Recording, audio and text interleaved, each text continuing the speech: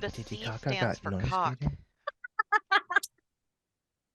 Hey internets, it's Jake from Mini Terrain Domain, and this is Welcome to Paradise, Michigan, our Kids on Bikes role-playing game adventure. This is episode 28, Family Ties. Starting last week with episode 27, Welcome to Stapler House, we stepped into the haunted house in I almost said Lawlerville, in Paradise, and things have not been going great for everybody, both physically and psychologically, and we're going to continue that physical and psychological terror tonight with this episode. If you are joining us for the first time and you're wondering what the heck's going on, what is Paradise, Michigan, all that good stuff, you can head over to youtube.com/mini-terrain-domain, and all of our VODs are available there, usually within a week of airing, for all of our games that we stream here. So head on over there, check it out. If you look up above, Tamiko and M's heads up there in the corner over there, you will see the number 45 followed by one lone domain pop.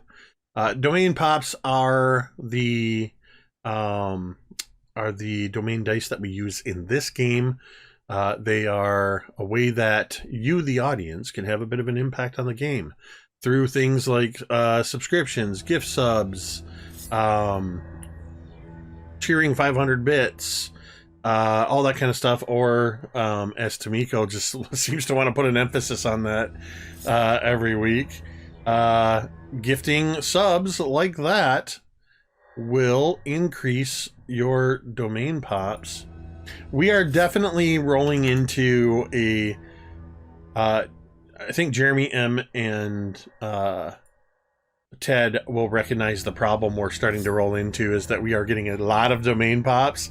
So I'm going to need to come up with some new uses for them. But one of our biggest uses, really our only two uses right now, are you can spend any number of them to, of course, add +1 per domain pop to rolls, treating them like adversity tokens, or you can spend 5 of them to have yourself or anybody else roll on the D100 Mr. Grab Bag table, which we've done a few times. And I'm going to start thinking of some other ways that we can creatively use those domain pops. But anyway, that's a way that you can help support the channel and have an influence on the game. Just a quick reminder that we have lots of games that take place throughout the week, and a retraction/correction from the other night. We will be having a Mythos Investigators follow-up Q&A for this Lawlerville campaign, but it will not be happening next Wednesday, the 8th. We'll let you know when it happens. We'll get it figured out. The new season won't start until next February, so we've got some time, and we may even surprise you with a couple of one-shots in there in the meantime. So, but other than that, we have, of course, Scribes and Scrolls on Monday nights, every other Tuesday night, or maybe it's one Tuesday a month, or one Tuesday every 6 weeks. But regardless, whenever the internet's working, occasionally on a Tuesday, we will play Sky Metal Iron Gods, which we did this past Tuesday. We returned to the stream and immediately had to turn it off and play offline because my internet was crap. Hopefully that problem's been fixed. So say it out loud. No, I will say it, because I'm not even taunting the internet gods. I will straight up go to my ISP and I will give them hell. I don't know. Anyway, so there's that Sky Metal Iron Gods, which is a D&D 5e campaign. We also have, of course, this is every Thursday. Tomorrow night, which is the 3rd, and again on Friday the 17th, you can catch me and Ted over on Nerdarchy on YouTube. Ooh. We will be live at 8 p.m. with another session of The Old Guard, our Da Vinci Punk setting, GM'd by the incredible Robin. And you can find Ted and I playing alongside Carlos, Fragginator, and Asa, as we are playing a bunch of old guys that are coming out of retirement for one last job. And it's been last session we had a intense scene between Jake and myself, which is only probably going to continue tomorrow night. So you might want to come. Yeah, indeed. It's all in good fun, and it's Ted and I have been playing on opposite sides of the table for at this point for 5 or 6 years. So it's nice to be able to play at the table as players in the same game instead of opposite each other, which is still always a joy, but to be able to play alongside and immediately turn that into our characters are now butting heads, that's a lot of fun. I'll show you, you bastard. Right. I mean, basically. So it's all in good fun. Yeah, absolutely. So yeah, be sure to check that out. And then I believe we have another session of Household, which is our all the little things game over on Erasmus Expeditions on YouTube. That will be live on Sunday, November 26th. I believe that's the correct date. I just updated my calendar. The physical calendar in the kitchen, the one so my wife stops asking me, do you have a game tonight? I'm like, yes, it's Thursday. I have a game every Thursday for the last 6 years. So, that's anyway, passive aggressive, Jacob. Maybe you could just update the calendar. She can't hear on me. The fridge. She can't hear me. Okay. No, she can't hear me, or she's not listening. I'm safe. Or she slowly appears in the background and we witness your death. This is a horror game. This is a horror game. Ask Tomiko. She's had a habit of opening the door very suddenly and scaring the crap out of me. While Tomiko and I were on Discord talking, all of a sudden the door opens and Tomiko hears me scream. So it's like Jake startles and it's followed by Chris cackling in the background. Yeah. She says, "Oh, I didn't mean to." Yeah, right. You know what? That's enough announcements. 2 final things, and we're going to play some Kids on Bikes. Just a reminder that we have safety tools in place at our table. We encourage you to have safety tools at your own table. At our table, what these look like is we've had a session 0, and we've discussed what our lines and veils are, and we stay in open contact and communication with each other throughout the game, with our side chat and things like that, to make sure that we're not crossing any lines. The safety tools we use are a traffic light system, red, green, yellow light, so that we can keep one another safe at the table. Because this is a horror game and we are adults, even though we are playing as children and teenagers, sometimes things can and have been getting pretty intense, both in terms of the sort of fantasy fiction horror elements, but also psychological elements as we delve into some pretty intense character backstories from time to time. So we want you to know, also as the audience, that these kind of things are things that you can expect in this game, and if that's something you're not comfortable with, we encourage you to leave. Head over to youtube.com/mini-terrain-domain. Check out any of our other VODs from numerous games. Check out Nerdarchy Live. Check out Dice on Ice. Check out Erasmus Expeditions. Lots of great games on all those channels, if this is not for you. Finally, just as we say before every game, we just want to remind you that you matter. Your presence on this earth makes a difference. Doesn't matter if you believe that, it's true. There are any number of reasons why you might be struggling.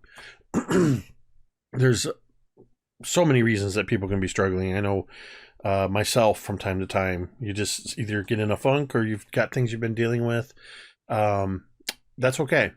It's okay to struggle. It's okay to not be okay. But you do not have to struggle alone. That was the best thing that I ever learned, was that there is help out there. But maybe you don't know where to turn. That was also a problem I had, and eventually I found that place. And we want to make it so that you too can find the help that you need. All you have to do is come into our chat and type !help. as I believe Jeremy has already done in the chat. You'll see a couple of URLs pop up, findahelpline.com. That is findahelpline.com. Or you can check out takethis.org's growing list of resources. We encourage you to check out those websites, bookmark them, save them for yourself, save them for a friend, and remember, you matter. With that, I would like to welcome you all to Paradise, Michigan, and the Stapler House. When last we left you, kids and teenagers, you had made your way, beckoned by telepathic messages and ethereal entities, as well as chasing after your friend turned werewolf, leading you all to the Stapler House. This place, from the moment you set foot inside, has been pretty unrelenting in the psychological and physical torment.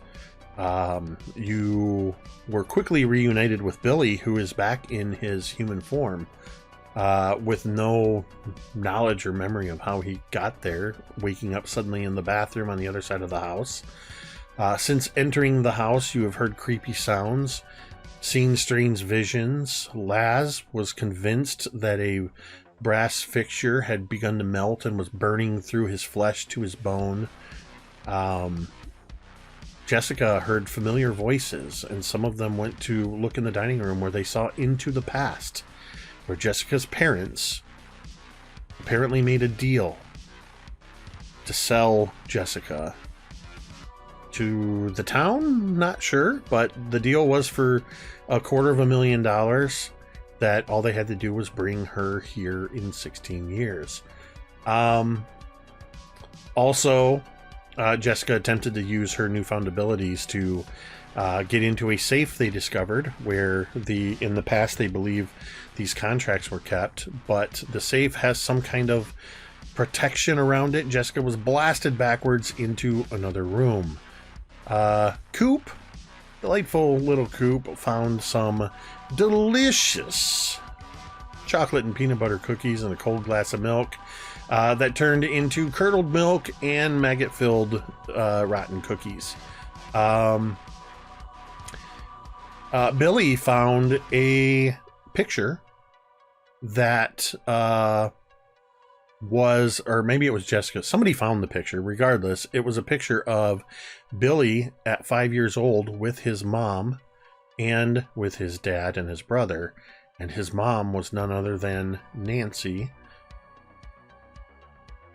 Stapler, daughter of Darla Stapler. You all began searching furiously throughout this room, this library in this house, trying to find more evidence. And when we left off, the dusty old armchair, or rather wingback chair that Coop had been sitting in, had suddenly begun to constrain Coop, its arms animating and wrapping around him and pulling him inside itself, while Oak stood next to a wall, hearing scratching sounds from inside, seeing the impression of a hand coming out and then pulling back in.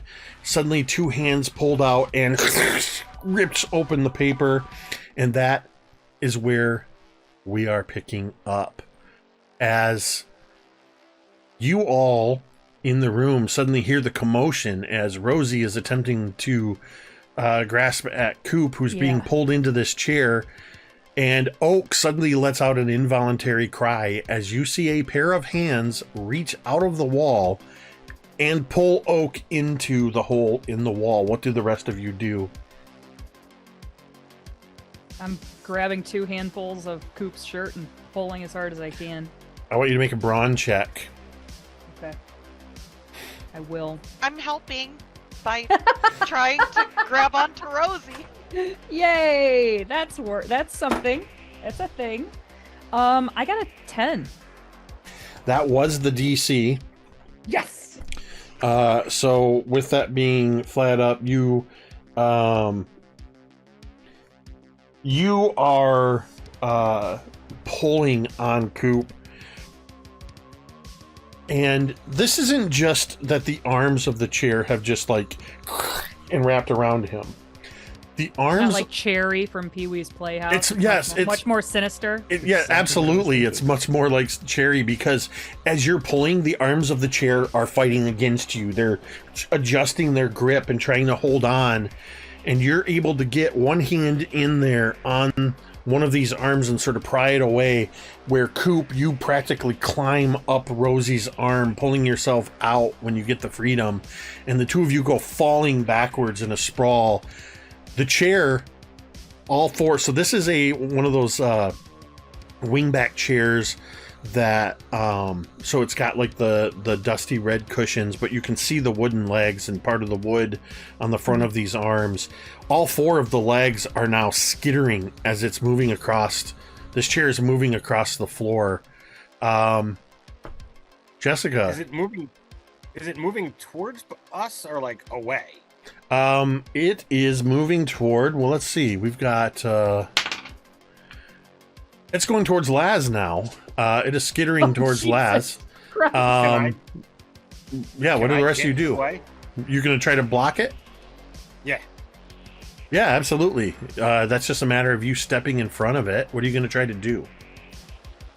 I'm gonna try and see if I like grab it and stop it from doing whatever it's trying to do. All right, you're gonna basically kind of grab hold of the arms and back of this chair and stop it from moving. Go ahead and give me a brawn check. This is an animal with claws. Upholstery's natural enemy. Perfect. Get it, Billy. That's gonna be a 7. Don't forget we have so many As pops. this, as you brace yourself to block this chair, you put your hands out, and the chair sort of slams into you, and you grab hold of it, and you watch Laz as Billy intercedes in front of you, and suddenly you see Billy's tennis shoes on the floor just going as the chair seems to be leaning forward.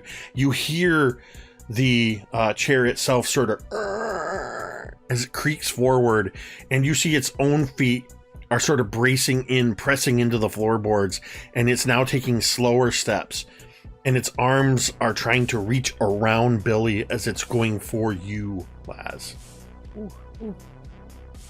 I think Laz has kind of still been on the floor from where he was having this hallucination, and so now he's like, crab walking backwards, trying to get away from this thing, just going fuck. What is going on with Oak? Is Laz anywhere near? So the way this is sort of going down, Oak was over on the west side of the room near the doorway. A reminder, you guys should all have access to the first floor map in the Discord. Oh, the map. It's in the documents and info section of, I don't remember if we posted it publicly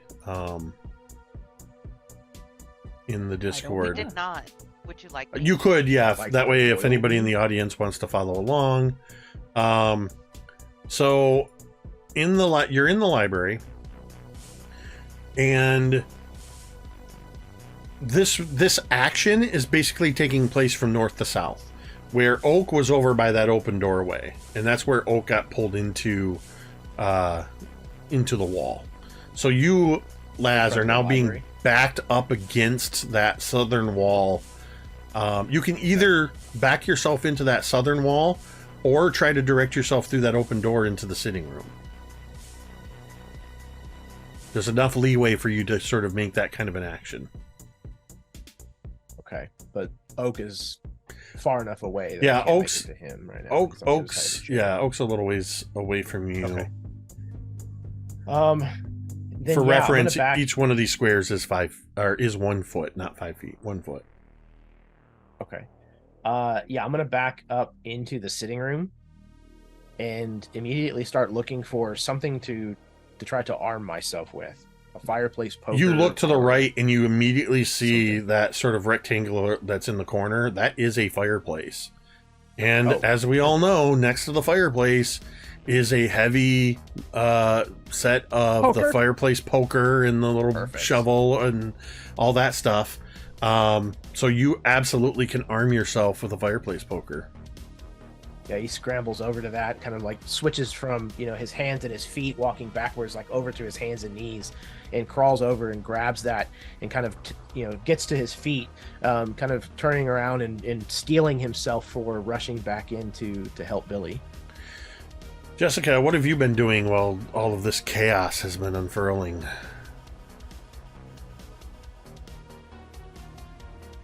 I think, like Jessica, she's in an absolute daze after what she just saw with her parents, and now everything that's happening. She was in the room with Billy, right? Because she had gotten flung back. Yeah, so you had gotten thrown back, knocked over some stuff. That's when you found the picture, and you guys have since gotten up and been sort of looking around the room for more stuff.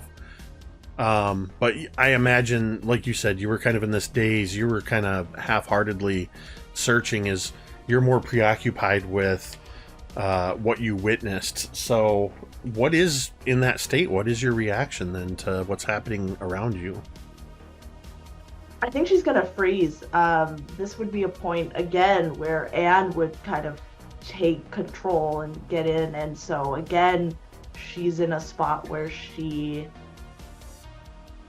doesn't really know what to do or how to act. I think for a moment, as the two of you are sort of, Jessica, you're probably closer to the bay window on the east side of the library.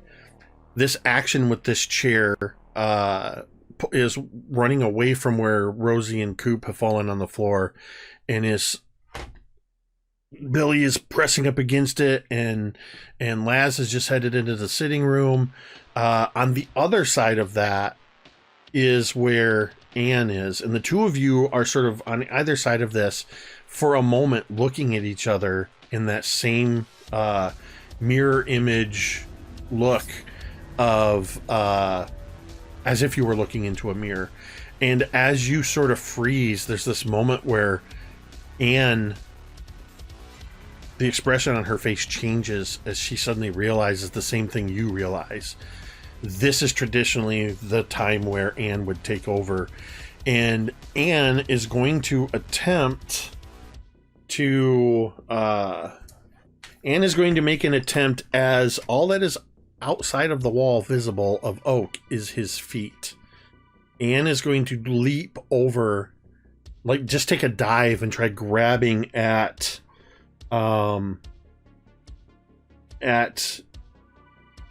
his feet, and I think that's going to be a flight check. Now, Anne has a 20 for a flight check. A D20 is Anne's flight die. And the DC for this action, because so many other things were happening while Oak just gets pulled through the wall, the DC on this is a 10. Anne rolled a 3. Pops. I vote pops. You want to spend Don't let me 7 play the pops to make it an even? But that's my vote. I see a lot of thumbs up on that. You do have 52 pops, so I don't think there's an economy problem here. I, as the little who is getting sucked into the wall, would like I approve. I approve this message. 52 minus 7. My math is failing me. 48? 45. 45. That's what I said. 48. Whatever. So, whoops. 40. Okay. There we go. Okay. So Anne suddenly turns and leaps out, and Oak, as you're being pulled into the darkness of this wall, two hands have reached out and they've grabbed you on your upper arms. So there's like little you can do to fight against it. They've like backpacked me like in a full Nelson kind of deal. They've reached out, grabbed you by the upper arms, and they're pulling you into the wall, and you're being pulled into darkness and murkiness, and suddenly you feel somebody grab your feet from outside. And the rest of you watch as Oak and now Anne are yanked inside the wall. Damn, that's some labyrinth level like hand nonsense. Oh. Oak, Well, if they're together, hashtag hand stuff. I would like you to roll me a D100, please. At least Oak's not alone. Hey, listen, first D100 of the night, so I gotta make it good. Hopefully it's a top And tier. we're off. And we're off. Oh, okay. Yeah. It wouldn't be a bad night if it wasn't a 97 out the gate. Let's go. Torture That me. might be fine. Torture me. Well, so Okay. so I will tell you this: the table this particular table you're rolling on is not weighted from 1 to 100. It's just 100 random things. So you have that going for you. Okay, good. I'm not So at gonna least get there's the that. worst of the worst. That's I do need you to roll me a D10 as well. okay. Well, let's do that too. Why? Why, Dice? Why do you hate me so? That's a 10. That's a 10 on the 10. So usually that would be great. I'd feel great about this. Why do I feel absolutely terrified? Because you're paranoid. It's already starting. I need to open one thing because I forgot to open. Hey, while Jake is opening one thing, why don't you check us out on teespring.com. At teespring.com, you have all kinds of new t-shirts. We got old ones like this old guy. We got the cool Paradise logo like Jake's wearing. And so many more. You can get them on tank tops, hoodies, t-shirts, mugs, stickers, and so much more. Teespring.com. Just search Mini Terrain Domain. Oak. You are pulled into the darkness of the wall. You feel somebody with their hands wrapped around your legs, and you hear Anne or Jessica's voice. I think at this point, by clothing alone, I don't actually remember if we distinguished that Anne was dressed differently than Jessica. I just I assumed. just is, but imagine the the colors were switched. That's They- how I was picturing it. They look identical, except for like the watches on the other hand. And Mhm. whatnot. So Yeah. yeah, it's one or the other. Is got a hold of your legs, and you hear them. I won't let go. I won't let go, Oak. And you know that scene in The Matrix when they go into the wet wall of that house and they're climbing, and then they have to like drop down. That's happening to you, but in reverse. You are in the wall, and you feel yourself being pulled upward through the wall. What feels like an impossibly long distance, based on how big this house seems to be. But maybe that's because you're not only being dragged upward, you're being dragged laterally. At one point, you feel like you're being dragged through the floor. And suddenly, you stop. And you feel the firm sensation of the wood floor beneath you, a little slight softness of a rug, not carpeting, and you feel that transition where you're laying half on the rug that's on half on the rug and half on the hardwood floor, in a room that for the moment appears dimly lit. And you feel the weight of Anne at your feet. What do you do?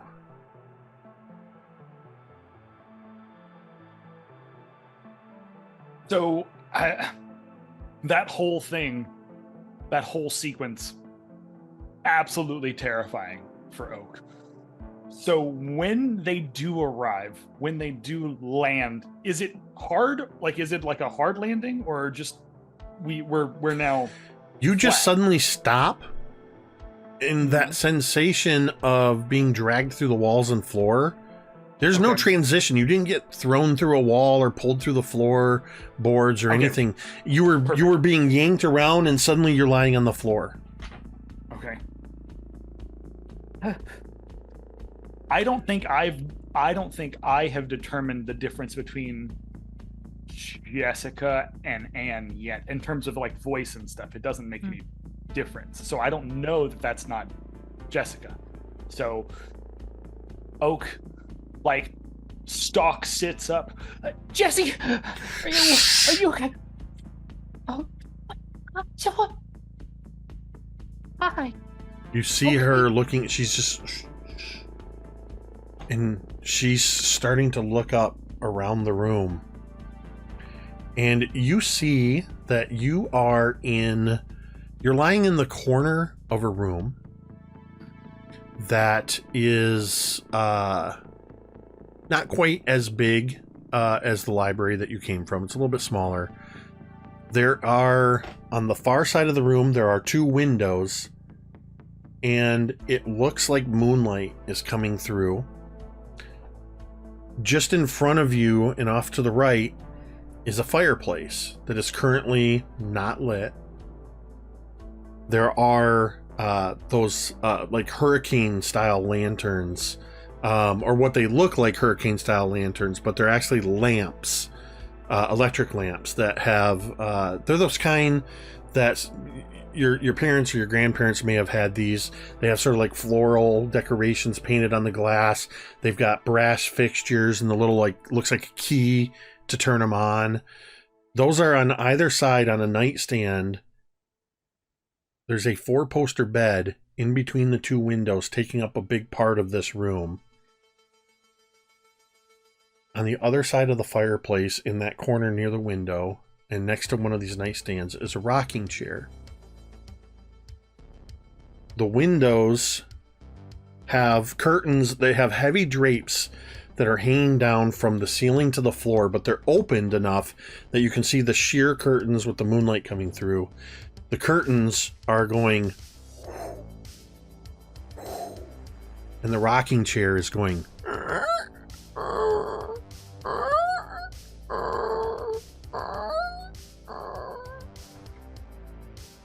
But there's nobody in it.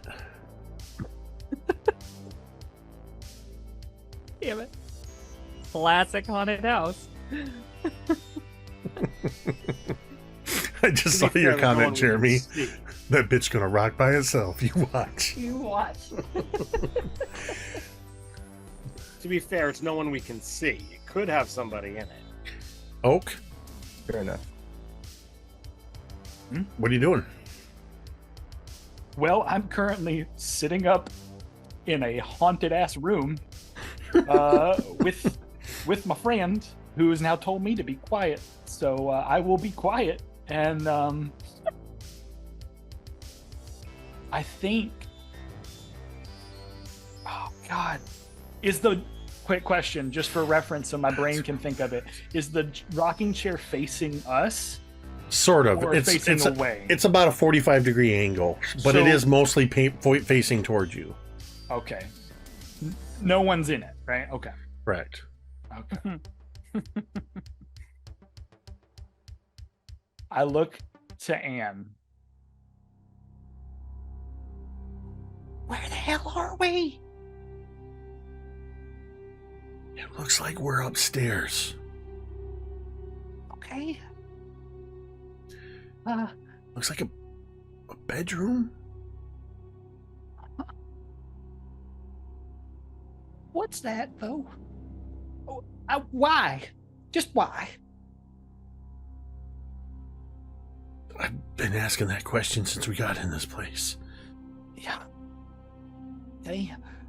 She moves into a crouched position and kind of looks up and sees, like, she's looking up and just making sure there's nobody in the bed.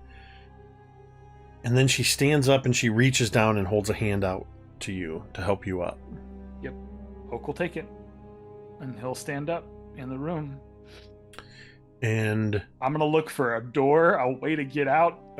How high this window's up. Apparently we might be second floor. I'm trying to find a way out. well, there is a door in this room on the same wall that you're by. So where the foot of the bed is, on that same wall, sort of in the opposite corner of where you woke up, Okay. There is a bed. There's also on the opposite side of the fireplace, there is a chest of drawers that's about 30 inches high. You know, it's one of those long ones. It's got the big mirror with the triple pane, like the wings on the side that are slightly folded inward. There's like some kind of maybe what looks like a jewelry box, a hairbrush, or a handheld mirror, a few odds and ends that are across the top of this this chest of drawers.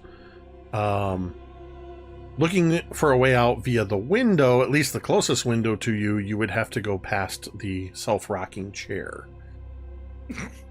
Okay.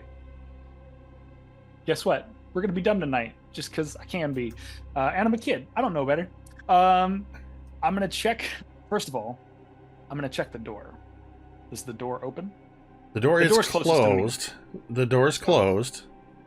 You're gonna check to see if it's locked? I will check to see if it's locked. As you turn towards the door, I would like you to roll me a grit check, please. Grit check, baby. Grit check is what? Let's see. My grit check is Actually, I'm going to roll D6. one for Anne Okay. as well. Anne's rolling a D8 for grit. Haha! That's stupid. I don't know how many pops I should use for this. Oh wait, I have an adversity token. I'll use that. I'll re-roll. Because God, I got a one. They are plus ones. They're not re-rolls. Oh, they're plus ones? Okay, then dag nabbit. If it's a plus one, I got a one, and then I'll add that plus one. So that'd be a 2. That's fine. I Anne feel got like the I same. definitely need- Anne got the same thing. You guys are scared. This was a perception check, essentially. So you didn't perceive something. I'll say that. Don't see shit. Oh, good. Thank So, you. Oak, you head over to the door Yeah. to check to see if it's unlocked. Just simplest thing. As you're heading towards, and Anne sort of has a hand on your shoulder, is standing behind you. It's more like her hand is on your shoulder, half reassuringly and half prepared to pull you back in case there's danger. And you're moving across, you hear the creaking of the rocking chair. And the curtains are still sort of moving as if in a breeze. You're reaching for this door handle, and your feet, as you take a step, the floorboard creaks a little bit. You reach out your hand for the door, and suddenly the door flings open, and a man wearing a button-down shirt with a vest. The vest is open. The sleeves are rolled up. The man immediately looks a little disheveled and distraught. He throws open the door and he goes, "All right, in here. Oak, you recognize this man. Immediately. I've lost my sheet. Here it is. This is Oscar Kubrick, your father. Oh, But he looks hi. a little younger than you remember. As he throws open the door and seems to be standing right in front of you for a moment. You see as behind him, as he holds open the door, a very, very pregnant Lorraine Kubrick, your mother, is being brought into the room. And as they step into the room, the lights seem to just sort of come up as you realize the fireplace is lit. Over where the rocking chair was rocking by itself, you hear a voice say, "Oh, good. I heard you were coming. I'm prepared." And your father, Oscar, begins to lead Lorraine over to the bed. And as you follow them, as they move right past you, your mother moves past you, you can smell that mixture of sweat from just the state she's in. She's very, like, she's in labor. But you can also smell that familiar smell of your mother, whatever perfume you associate with her, as she passes that close to you. And as you turn and your father begins helping her into bed, there is what looks to be about a 30-year-old Dr. K. It is you, yourself, but about 30, what would be, well, about 12 years younger than the Dr. K you just saw recently. This is some Marty McFly shit. And with that, we are going to cut back downstairs, where Billy is in the middle of a fight with an armchair, and Laz, you're coming in from the other room with the poker. At this point, Rosie and Coop, you've had a moment to sort of recover. Coop and Rosie, you also just saw Anne and Oak get sucked into the wall and disappear. So would this be, a form of arm wrestling? Armchair wrestling? Armchair wrestling. Oh my god. How dare you? Pretty darn close. About as close as you can get. So, yeah, what are you guys doing to deal with this chair? I want to start beating the shit out of it with my bat. I'm trying to help in the only way Rosie knows how. Billy will continue to struggle, but he's going to yell, like, whack its legs out from underneath of it. I start trying to do just that. Okay, make a brawn check. Okay. Sweep the legs! Sweep the legs! Yells Coop. That's incredible, dude. I got a 6. Can I get 2 legs with my 6? Rosie had a 405 average last year. I will have you know. I absolutely love, Carrie, that you say that as if that number means anything to me. It's a fucking good average, Jake.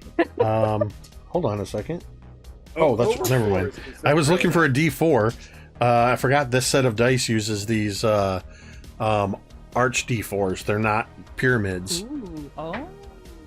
You get 1 leg. Nice. You know those videos you see on TikTok where somebody's sitting in one of those cheap plastic chairs and One they leg just goes, and you go kick a leg out but the chair doesn't fall over? That's what happens. You swing and you shatter one of these legs and the chair just keeps moving on Billy. Meanwhile, Laz is coming up behind with the fireplace poker. Jessica, as all of this chaos is continuing to happen around you, over in the doorway of the library, where just past that, you can see where the stairs were, next to where the safe was, the stairs that lead up. You pass them on your way in here. You see, walking through the hallway, you see a woman in a white nightgown. She has long hair obscuring the sides of her face, and she just walks past and heads up the stairs. Nope. Nope.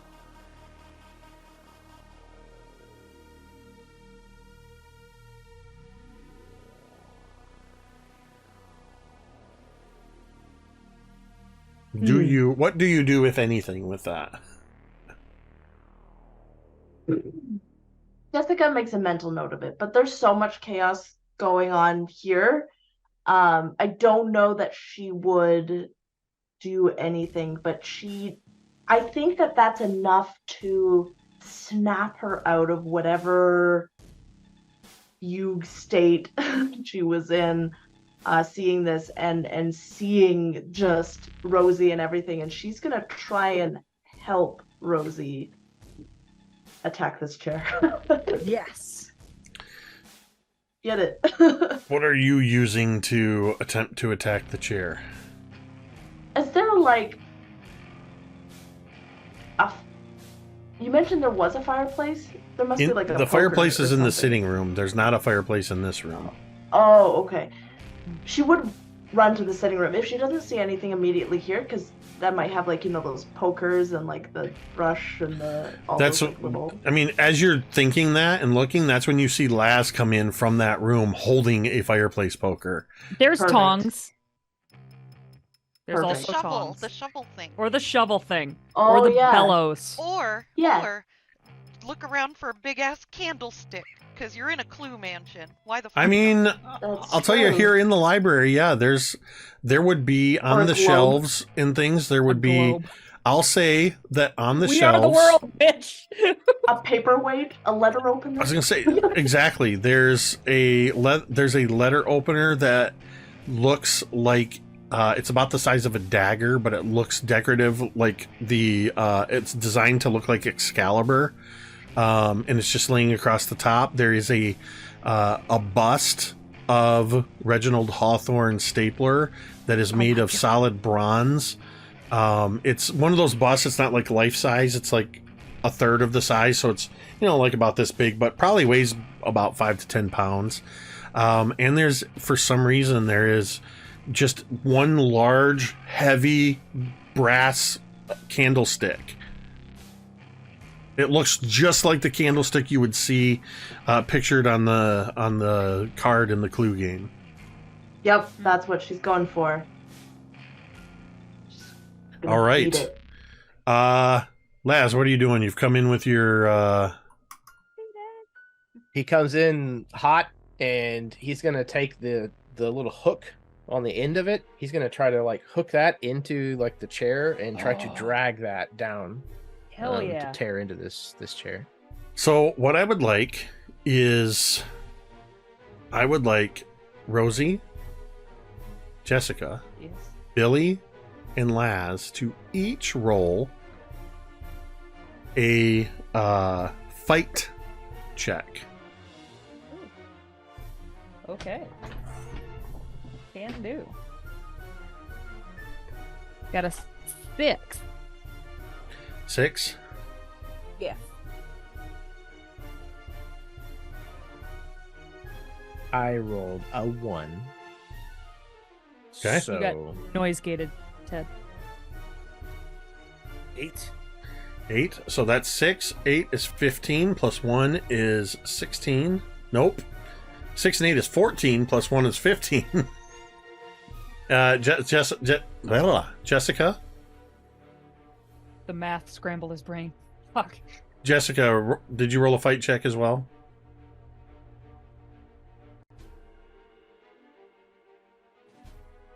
All right, that is that's a 10. That is a 25. The DC was 20. Yeah. I would like the 4 of you together. welcome everybody. Tell me how do you take down this animated armchair? Rosie just keeps taking out legs. You guys do the fun shit. Pulls out a flute Can I- and starts giving bardic inspiration. It would It's be not a really flute. boring. It's one of those I was gonna plastic. say it was totally a plastic. It's a Playing hot plastic cross piccolo. buns. Coop's just off to the side. Prairie shotgun, prairie shotgun. So, after everybody starts wailing on this thing, Billy's gonna say back up, and with pieces of it flying in all directions, he's just gonna lift it up and slam it into the ground. Summer Slam, bitches. Like straight out of WWE. As He goes as off the Billy top lifts rope. it up into the air, Laz takes the poker and puts it underneath, propped against the floor, sticking straight up. I think we Nice. should. I think Laz should have to roll something to not break a hand. The heavy ass chair. Thanks, Carrie. You guys rolled How a about I roll on the 25. You've D100 already Table succeeded. while I'm at it. You've already succeeded. If you had rolled under, then absolutely. Sorry. There's lots of room for hand stuff. Don't worry. Oh, whoa. Ayo! Hey yo. So you're gonna DDT the chair. And Jessica, what were you doing? Which of the you grabbed the candelabra, didn't you? Yeah, she's just fully like bludgeoning this chair, not really sure like how to beat up a chair. So she, is Yeah, fully so you and wood. Rosie are absolutely breaking apart anything that you can see that's wood. You're splintering the legs and parts of the arms, and suddenly Billy says stand back, and where he has hold of the part of the chair, he lifts it up. Seeing what he's doing, Laz, you slip in down there bracing this thing, and the chair just comes down and splits apart with this. You pull your hand away just in time, Laz, and you see this poker just come right through like a harpoon, and the chair just collapses into dust, splinters, and stuffing. Yeah. And you are out of combat with the Lovely chair. trophies in there. Good job, Yes! you guys. Usually I'm the one breaking furniture. Rosie's just like beating her chest and is just like just fired up. Fuck is wrong with this Oh. place? Les says. We did it. We killed it. We killed the chair. Yeah. Where's Oak? The Where's Ann? wall! The wall! He went into the wall! As you're pointing at the wall, you see the last little bit of wallpaper that's stitching itself back together. You catch just the last little bit of where it was torn, just going... And it's as if nothing happened to the wall. And there's no sign of Anne or Oak. Coop's gotta do the classic. You did it! I You know. did it to yourself! So, alright, look. So Coop's gotta do the classic horror movie trope. Now that that's just happened, he's gonna go and bang on the wall. Like, knock on the wall. Excellent, yeah. You're banging on the wall, and it feels pretty solid. And this is an old house, so this is like thick plaster over lath. Beat rock. And Yeah, just you're pounding on the wall, and to no avail.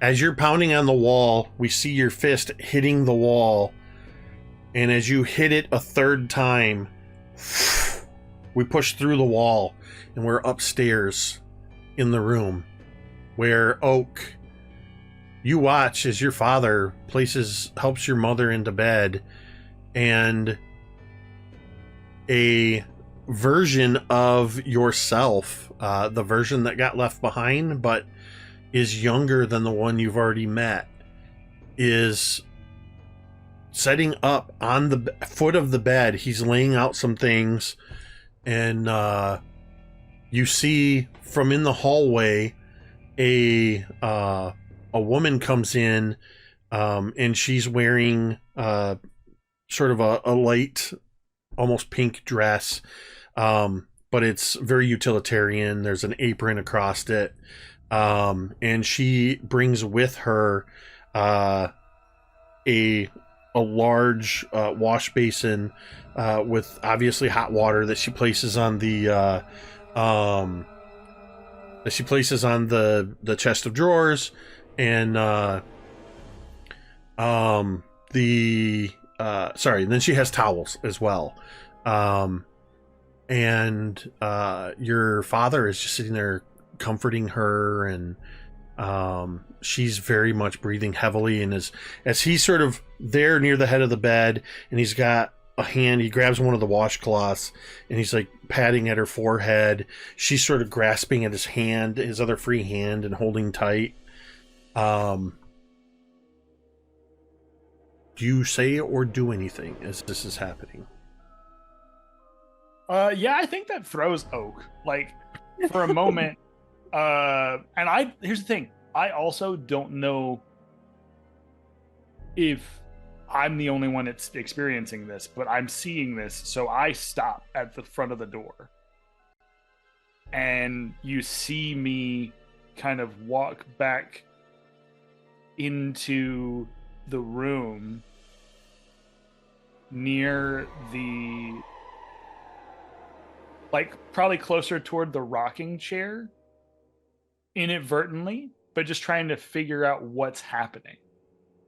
I think that I do have my camera, I was going to take a picture of the rocking chair earlier, but that has now completely thrown me. So I am just standing in front of the rocking chair, watching whatever this is happening.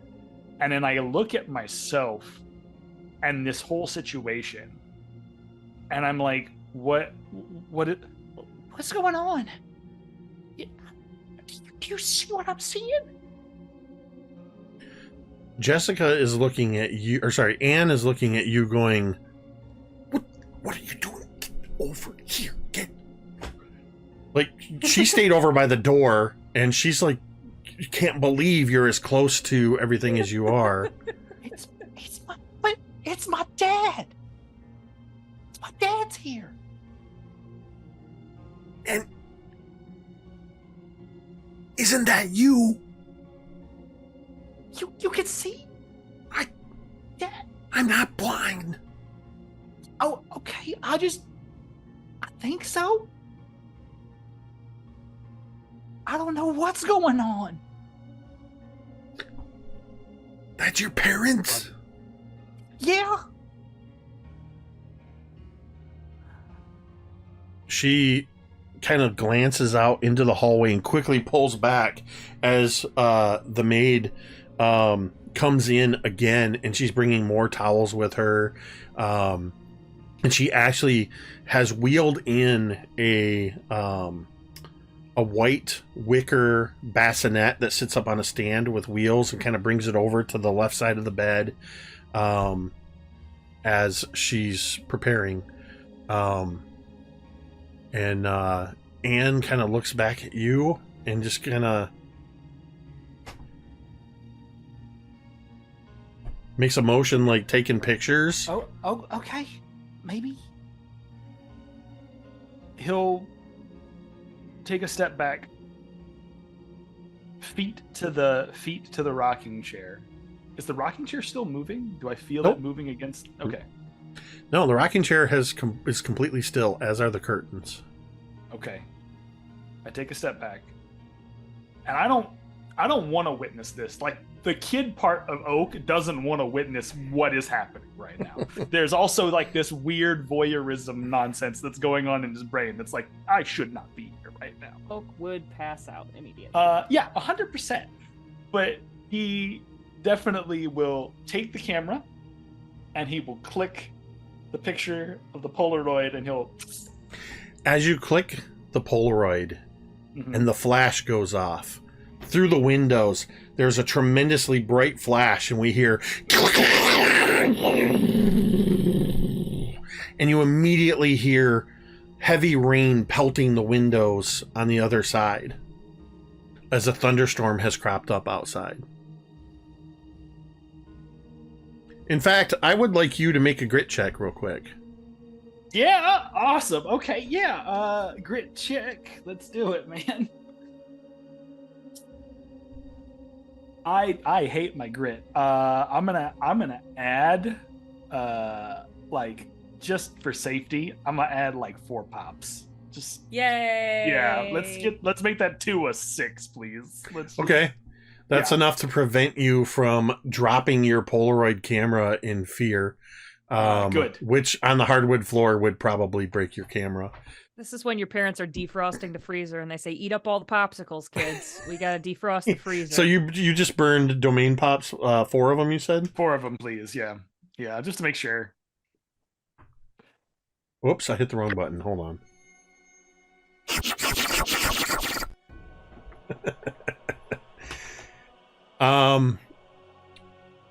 As this thunderstorm happens, at the same time, you hear your mother cry out in pain. And your father's just holding her hand, and he's going, "Just breathe, just like we learned. Orson will be here any minute." And she kind of looks up at him. "I am still not sure about that name."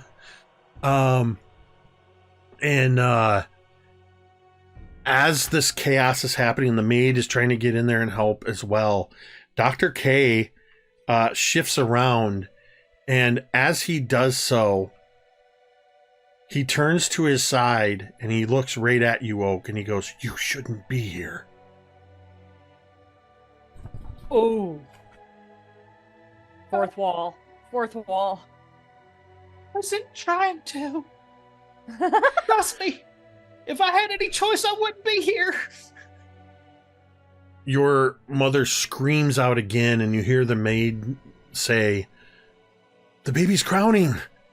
And Dr. K gives one glance at you and says, "You might not want to watch this next part." I immediately tuck myself behind the curtain. Just full on, like, mummy myself behind the curtain. Oak is blanched. You're like, well. Yeah. Well, Okay. if I'm gonna be here, I'm gonna be here. We're just gonna As hide. you pull yourself behind the curtain, we see from your viewpoint as you grab the curtain, you tuck yourself in and you sort of close your eyes, and we hear your mother scream out. Downstairs in the library, Jessica, Billy, Coop, Rosie, and Laz, you hear from somewhere else in the house the distant sound of a woman's scream. Oh, shit. The hell was that? Was that Anne? Couldn't tell. I mean, everything else is equal. Is there a way to know if that was Anne? I would say that this sounded... I think you can tell the difference between a 16-year-old girl's scream and an older woman's scream. I think Sure, I know. Like, what I'm saying is, you know- I think that you would know that this is not Anne screaming. This sounds like a completely different voice. Alright. We should go check it out, right? Everything's equally fucked here. Just Coop. Run towards the screams. Coop, how much worse could it get? Really? You almost died. Like, We gotta find Oak. what was that sound? That What was that just noise? a creaking floorboard. Oh, great. Okay. Sounded Jessica, you eerily have to like go the to creaking door. Anne? Sorry. Sorry. Billy asked Jessica if she's got the ability to sense Anne. Yeah. Does Jessica have the ability to sense Anne? I think we had established at one point that Anne had the ability to sense you. Mm. I don't think you've ever tried to reach out and see if you could sense Anne. You're more than like sisters. You're kind of like parts of a whole. Yeah, so I think Jessica would try to do the same thing that she did for like phasing and calm her breath, meditate, just to get into the zen, and to see if she could, Jessica lights a few incense real quick, yeah, play some soft music, Yeah. New age music, yeah. Yeah. As you close your eyes, and I just picture this sort of... It's the scene in the middle. You're standing in the middle of the library in the midst of this broken chair and all of this stuff happening around you, and the camera begins to do a slow pan around you as you are calming yourself, and the camera does a full 360, but as it's doing so, it's getting closer to you until it comes around from behind your head, and Oh no. as it does so, You become Billy. I'm just kidding. as it does so, suddenly your eyes open, and we sort of zoom into your eyes and we see what you see. You see a bedroom with a woman giving birth. You see what looks like about a maybe 30-year-old Dr. K delivering a baby. The appearance of everything is enough that you can sort of contextually tell it's in this house. There's a woman that is there assisting, and you see, sort of as you glance around and you look down, you see what looks like your own body, but you kind of recognize that your watch is on the wrong wrist. You realize you are seeing through Anne's eyes. And you are seeing that whole birth scene that I've described. But you don't... You're like, oh. Oh, okay. I can imagine. do it. Yeah, I can imagine if anyone's watching Jessica, she's like, I did it. Oh my God. Yes. Oh. Come on, we all know that that you would use Jessica's typical line there. Ew. Ew. As you say that, you sort of hear your voice in this room, and Dr. K looks over his shoulder just for a second. Actually, he doesn't look over his shoulder. He glances at the mirror and catches your eye in the mirror. And you realize he can see you there. And after a moment, the image gets kind of blurry and fuzzy, and you feel yourself pushed backwards, or rather pulled outward. Like, it's not like Anne pushed you out of her mind or out of her vision. It's like you couldn't maintain it for that long. This was a brief temporary thing. As you sort of snap back to... Rosie's rummaging through the wreckage of the chair, and she finds like one leg of the chair that remains, and she hands it to Coop. She says, "Here, if anything jumps out at you, just hit it." That's what I do. All of you, Oak and Anne, from behind where you are in the curtain, hiding behind the curtain, Oak, you suddenly hear the sound of a crying baby. And the rest of you downstairs also hear from somewhere in the house the distant sound of a crying baby. Fuck. Oak, What is going on here? Oak, are you staying behind the curtain?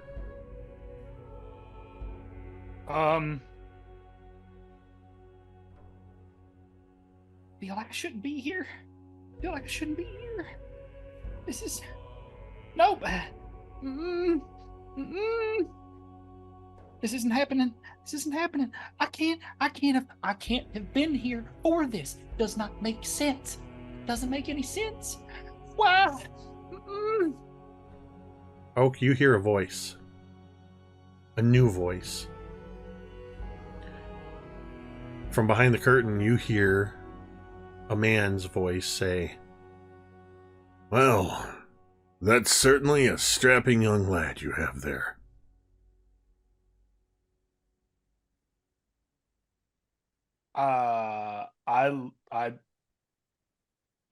Is it coming from right behind me? No, you're. Like, I'm gonna it look can't be straight up behind you. and- You're behind. You're in a curtain with your back against the window. Okay. I was just saying, if it's coming from behind you, that's very weird. Make an overcome your curiosity check.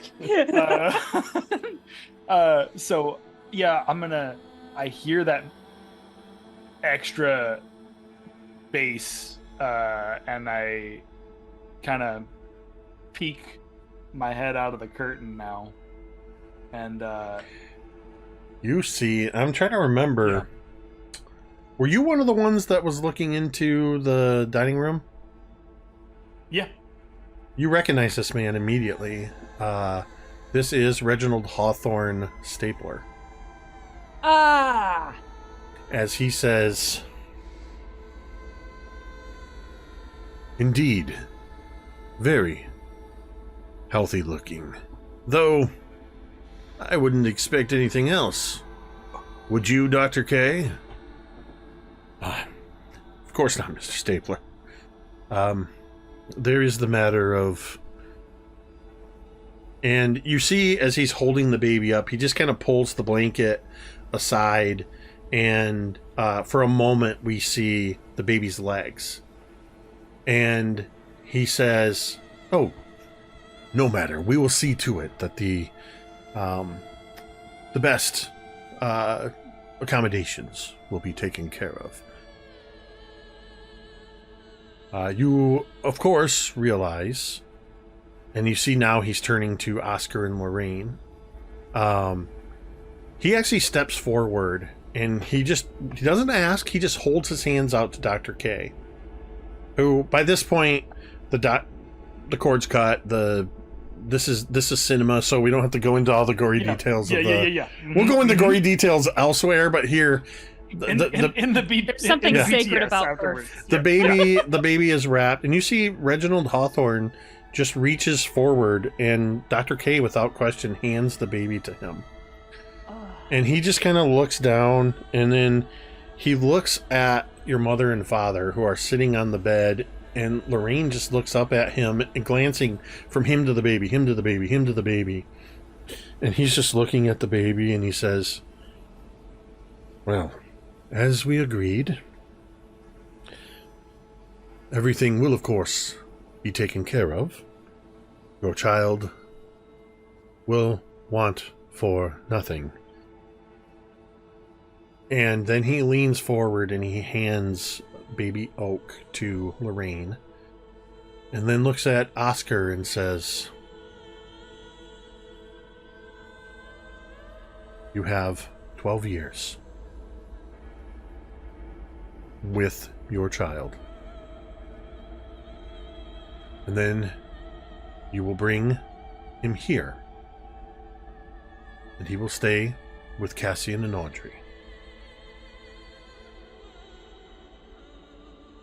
And Lorraine is now completely doting on the baby, and there's something about her look that says that she's hearing every single word that's being said, but she is trying not to pay attention. She's trying to focus on the child.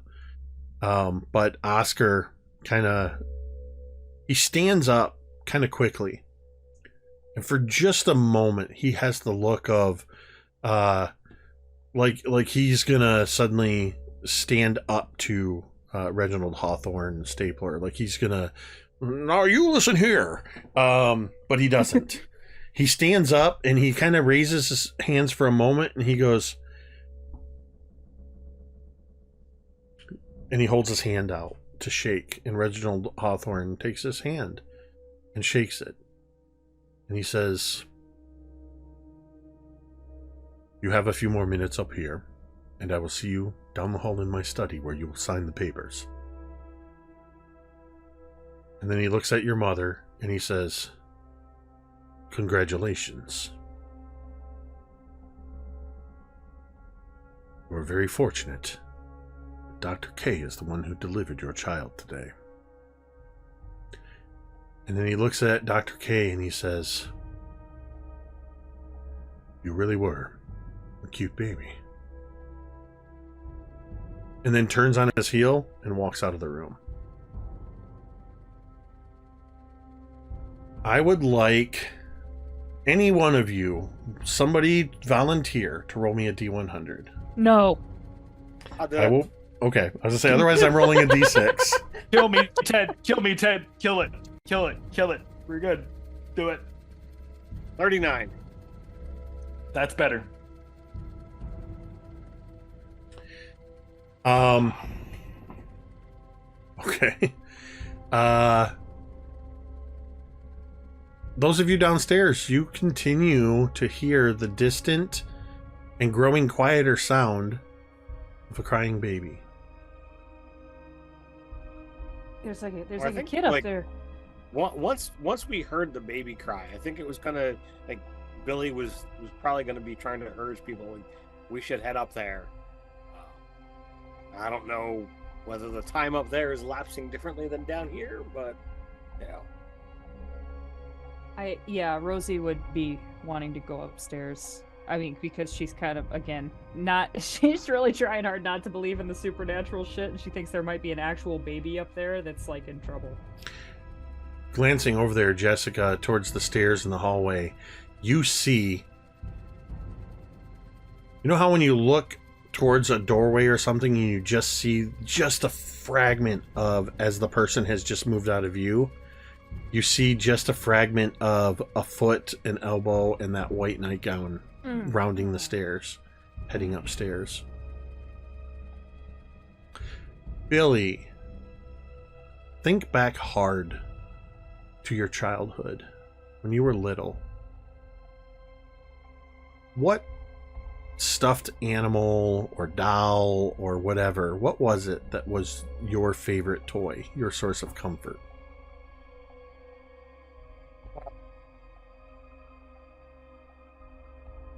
I'm gonna say it was, a brown stuffed dog, and he probably got it, when he was born.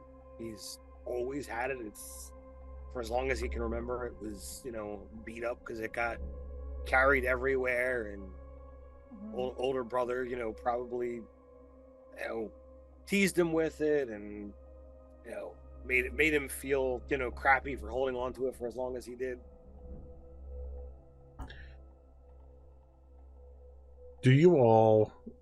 Are you actually going upstairs? Is that the plan? I think so. I'd want to head that way. Same. Rosie? All y'all. Billy? All y'all hates you. Coop, come on. You don't want to be alone down here, do you? Of course I don't want to be alone, but I also don't want to go up there. Well, We have lesser to of two find- evils. You pick. We have to find Anne. We have to find Oak, and we need to know what that sound is. Yeah, Coop, come on. I'll walk next to you, okay? But we gotta go. Jessica, you coming? The sound is probably somebody getting murdered, and we're gonna walk right into the room. Coop, right behind you, as if standing right at your shoulder, you hear, "Listen, kid, you can't stay inside all the time. You gotta get out there and actually do something." And it's Roger's voice. It's your dad's voice. God. Oh, God. But is anybody standing there? Oh, no, nobody's there. Of course not. It's like that TikTok. It's like, go outside, nerd. Coop runs so fast into Laz that he probably almost knocks him over.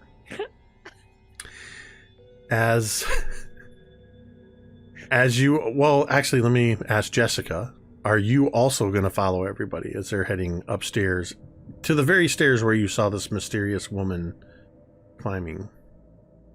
Yeah, as they're going, she's gonna be like, by the way, there was like a woman going up the stairs, just dressed in white. Why would you bring that up? That's a classic ghost! Why would you say Seemed that? important to mention. Well, yeah, I guess. Okay. Was she well. like, and he like motions to his stomach, like, Oh, pregnant? She wasn't She pregnant. Nope. Yeah. all the women in here are pregnant. Jesus Christ. First of all, Laz, you can't just ask if a woman is pregnant. That's really rude. She's Second, she was not. But it's okay Also to ask no. like a ghost is pregnant whenever you hear like a baby crying. right. No, Jessica's right. Even if it's a ghost, you don't ask. As you are climbing the stairs, these stairs, as I described before, they have this sort of a dusty, ornate, mostly green runner carpet that has those brass rods that are sort of holding it in place at each of the risers. You go up a few of those and you come to a flat landing, and you round that and head up to the next floor. As you are climbing up the stairs, Rosie and Billy, you see, as you come up the stairs, you can immediately see that there is a hallway. There is a door directly across from these stairs. The hall, before you get up to the top, you can see the hall goes in both directions. But sitting at the top of the stairs, dead center, staring right at you as you're walking up, Billy, you see this old raggedy stuffed dog that you had as a child. It's sitting there like it's sitting back on its haunches. And Rosie, you see this too. as your foot sort of hesitates on the step and you hear that sort of the stuffed dog turns its head Nope. and its eyes blink. Man, you're really checking all the boxes, aren't you? And that's With the where we're going horror to take shit. our break. Yep. No. All the it's scary lady in a nightgown. It's an So- animated freaking animal. It's scary ass childbirth. That it's number that- creaking boards. He's got all that crap. We on just need the whole monkey table. with the symbols. The That number- freaking scares- The 39 that Ted rolled, and I went, okay, is possessed puppet. Oh, So I had to man. think for a minute, like, okay, how is that going to work? strangle So the shit out of you. We're Yep. toast at the hands So, of a stuffed yeah. dog. we're going to go ahead and take a 5 to 10 minute break. Give everybody a chance to catch their breath. Go get a snack. Maybe Tamiko wants to go get some chocolate chip or peanut butter chip cookies and a glass of milk. Hashtag never again. Hashtag never forget. No. Stick around. We are going to be back in 5 or 10 minutes. We'll see you on the other side.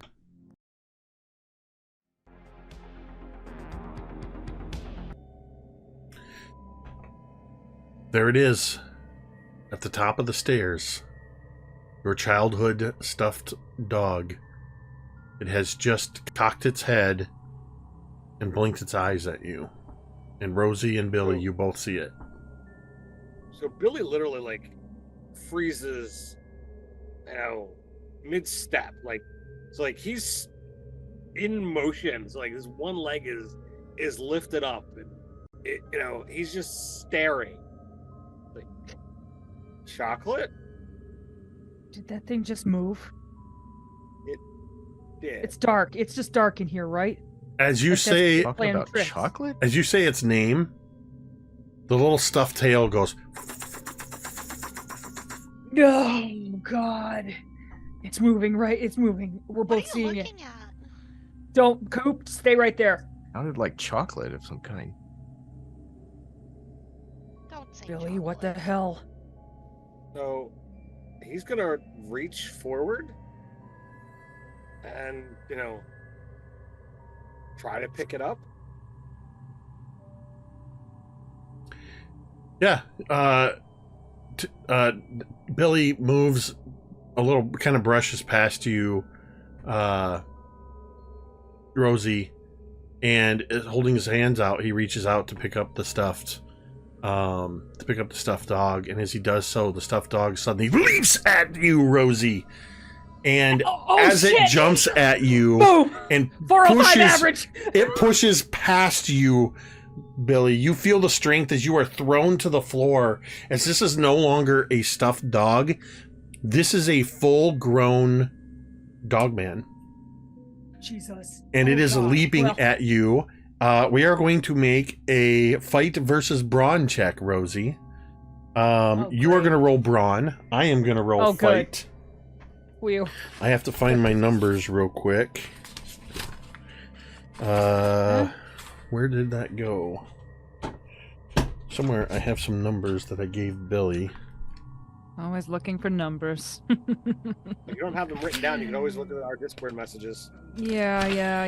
I hear Oh, yeah, papers fluttering. I feel like he actually does have something written down. In the meantime, I got an 8. And I think that's good. I'm happy with my 8. 8 is my lucky number in real. No, Are you 8's sure my you lucky don't wanna number. spend two pops and turn that into a 10? Yes, I am. Okay. This is a contested check, and this fucker's losing. You just watch. All right. I'm going to do what Ted said 2 minutes ago, and I'm going to look at Discord because I can't find it. I would do the plug again, but again, you okay. have to pay me. After So the you first use one. 2 pots? No. Nope, I got 8 straight. Oh, okay. And I will be rolling a D10. Gonna lose. Check it out. He's gonna get a 4. 3. 4. Nope. I have to check narrative results here for. Loses. I'm gonna frickin' Mufasa his ass. He got a 1. Narrative control goes to you because I also rolled an 8. Ooh. The defender is uninjured, the projectile misses or the blows don't land or hurt them enough to matter. So, Rosie, as this suddenly full-grown creature leaps at you, how you go ahead and narrate how you avoid getting hurt by it. I think Rosie would kind of again instinctively, she has her bat just kind of over her shoulder all the time, and she would almost swing it, but as this thing hits, it goes kind of its jaws hit here, and Rosie's just holding her bat on both ends now, holding it off, sort of just kind of holding it at bay. Coop, Jessica, and Laz. It is like a bunt, Jeremy. I'm proud of you. Coop, Jessica, and Laz, you watch as Rosie suddenly staggers back and is holding this bat up as a stuffed dog is sort of... It looks like somebody just threw a stuffed dog at her, and she's looking like she's fighting with it, and it's just a stuffed dog is stuck to her bat. So, Can Jessica go up and pull off the dog? Absolutely. Jessica walks up, and as Jessica reaches up, it's like you blink, and suddenly you see Jessica holding this stuffed dog. Holy shit. Oh, God. Jessica, thanks. That wasn't what it looked like. Hey, I believe you, Laz says. Thanks, Laz. Rosie's still desperately embarrassed. so And it's did I see it change? Oh, you also saw it as a full-blown dog man, but it's now just a stuffed dog. And Rosie would be looking, trying to show teeth marks in her bat. Are there teeth marks or not? Roll me a D100. I will. I shall. 82. 14. There are no teeth marks in your bat. Guys, look, it had it right.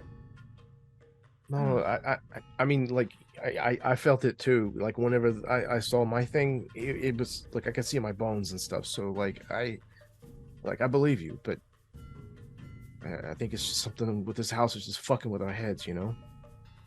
It was a big thing to me as well. It pushed past me. Did you call it chocolate? Do you know that thing? Is it one of your Chocolate? fucking friends? Chocolate was my stuffed dog when I was a kid. That thing would have eaten some fucking chocolate, motherfucker thing. And she just is pissed off and embarrassed and kind of kicking rocks. So I'll hold my hand out to Jessica. Can I see it? Hands over slowly the dog. She's kind of afraid that if she lets go of it, she's gonna see a dog. You can tell, so she's just very hesitantly giving it over. Jessica, roll me a D100. No. Is it serious? No, shut up. I will tell you the number. There is a 6% chance. So if you're within 3 of either side, something bad's happening. Something bad happened. 56. I rolled a 78. You hand over the stuffed dog, and you're sort of tensed, and as it leaves your hands, it's just a stuffed dog that Billy now I like has. how we're all oh, whew, there is no fucking chance that was gonna happen, but we're all so It might paranoid have. that it could have. But And once again, it was one of those things I didn't think of, but M breathed it into existence. great. So there's I the think that's what they call D100 roll. manifesting. Yep. So does it? Number one, it's still just a stuffed animal. It's not Yep. animate or anything.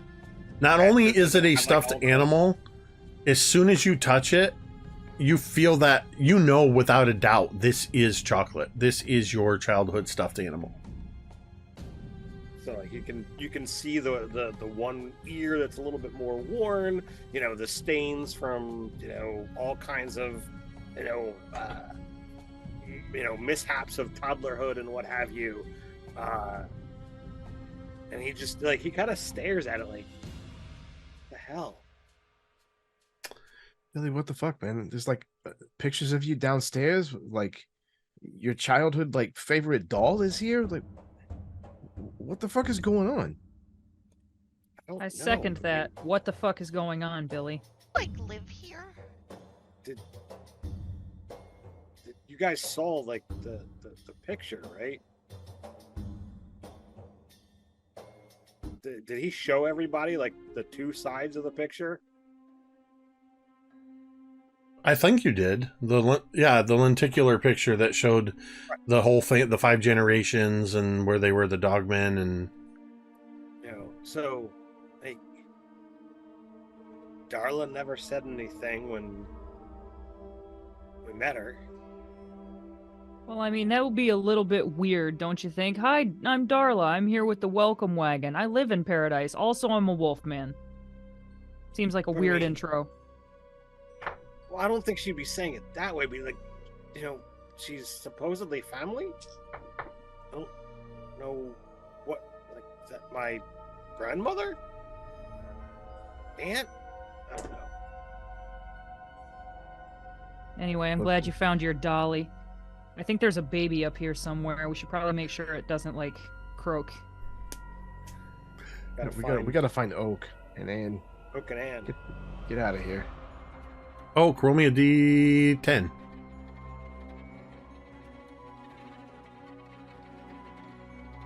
You're muted. I'm making sure I'm grabbing the right one, not the percentile, the D10. Got a 30. That's a 2, please. That's a 2. I'll take a 2.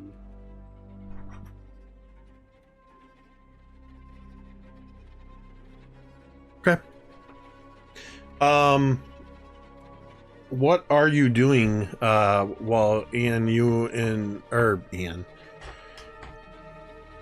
Coop, while you and Anne, or Oak, while you and Anne, see, now I did it. Chad, Wonder Twin powers activate! Okay. Yeah. Oh my god. Hold on. What is happening? What is happening? Are fucking kidding me. No way. Froze him. Fucking amazing. They wore him. They knew what would happen tonight. You made them! That's You incredible. made them, and you wore them because you knew it was bound to happen. It It's happens bound every to time. happen. Oh my gosh. You know It what? happens best thing all the ever. I time. just realized, just now, Yeah. I think this is the first time I've ever seen Tamiko wear a hoodie in one of our games. And it If that never didn't make never you clicked. sus. Chad always wears a button-down shirt. Yep. Yeah. So Oh I waited my for it. There you go. To be fair, I was wearing this last week also under my lab coat, and it Just never in It happened. just Case. never happened. And then I decided to double Amazing. down and send Chad one Did you- too. It worked out perfectly. That's amazing. I literally just got it. Little I got it thing today. called commitment. That is amazing. Commit to the I bit. love that. Commit to the bit. Oh my gosh. I glanced over at Tamiko waiting for the post-it note to pop up. That's incredible. Wonder Twins ad. You guys are fucking incredible. So, all right, let's get back into If it. you're playing bingo, make sure you check your box. Yeah. Yep. It almost was a bingo for me. So actually I realized you should not have rolled the D10 anyway, so that Oh, okay. Well, retcon, man. That's just fine. what I need is for who, let's see. Jessica's rolled. I need Coop. No, I want Rosie, Billy, or no, Billy did. Rosie or Laz. One of the two of you roll a D10. I'll do it. Or both of you. Roll it and I'll split the difference. Just choose. What? I got a 6. I also got a 6. Looks like 6 it is. Talk about Wonder Twin powers activate. I was God, just gonna guys. say, yeah. Something. The ship Okay. is strong with this one. At the top of the stairs, where you are standing, the door that is across the way. Now, some of you aren't even all the way up the stairs, but the door across the way, it opens about 10 inches. Rosie wants to like reach forward with her bat and like poke it open the rest of the way. The door swings open, and you see you are looking into a room that has on what would be the eastern wall. There are two large windows that go, they start about a foot from the floor and they go almost all the way up to the ceiling. There's floor to ceiling drapes that are open. There is some light coming through from the other side, some moonlight coming in from the other side. This room looks like a child's bedroom.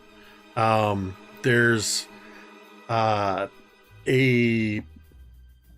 mobile hanging in the corner that has what looks like a styrofoam ball that's the sun and the planets orbiting around it. There's a handful of movie posters that seem to be from the early 70s. And there's a lot of the decor seems to be, it's very much like a boy's room, but also a very young boy's room. You can see that there is, in one side of the room, there is a small twin bed. There's a dresser. There's a wooden toy box with some toys scattered around.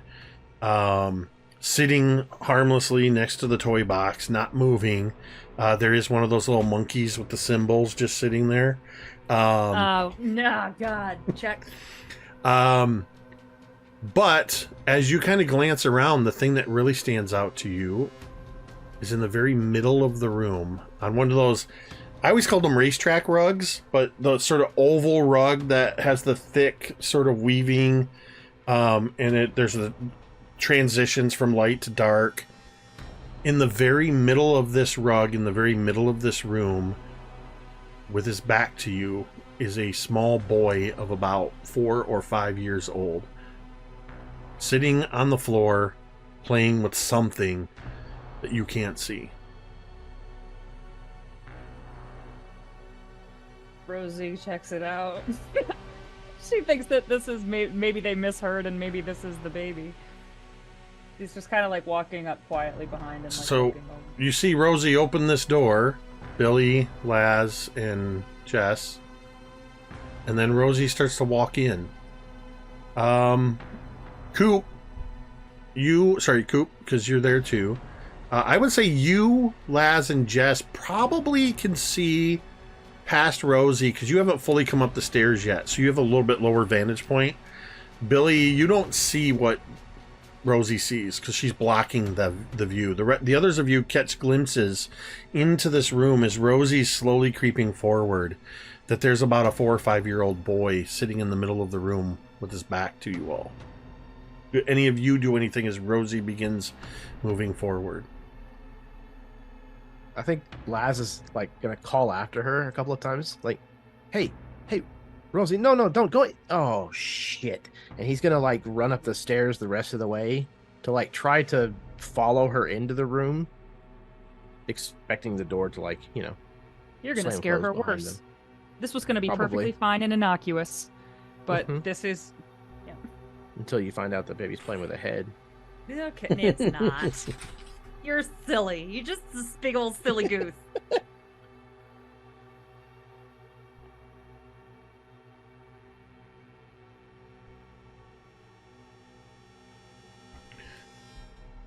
You're continuing to walk towards this child. Are you moving quietly? Are you describe I'm kinda- what you're doing? So I'm not coming up directly behind. I'm kind of like trying to kind of I come in the room and then I'm kind of trying to like take a wide path around so as to come in through the side of this kid's vision. Assuming that Rosie's assuming it's a real kid and she doesn't want to startle him. And so she's trying to come in quietly and not make any loud noises and kind of come in through his periph, sort of.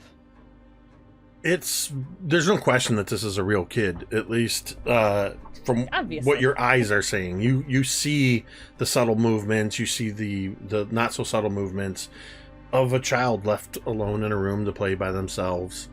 And eventually when she's like kind of feels like he should be able to see her, she would just be like, "Hey." Before you say hey, let me finish describing what you sorry. see. Ugh. As you begin moving around, and we see as you step around, we see the others of you, Billy out in the hallway, the other three of you sort of halfway up the stairs, and we hear the sounds of this child playing, and you hear what sounds like what I can describe as wet sounds. As you come around the side and you get a better view of this child, you see that the child has in front of it on the floor what looks to be entrails. His hands are covered in blood, and he seems to be playing with them almost like silly putty.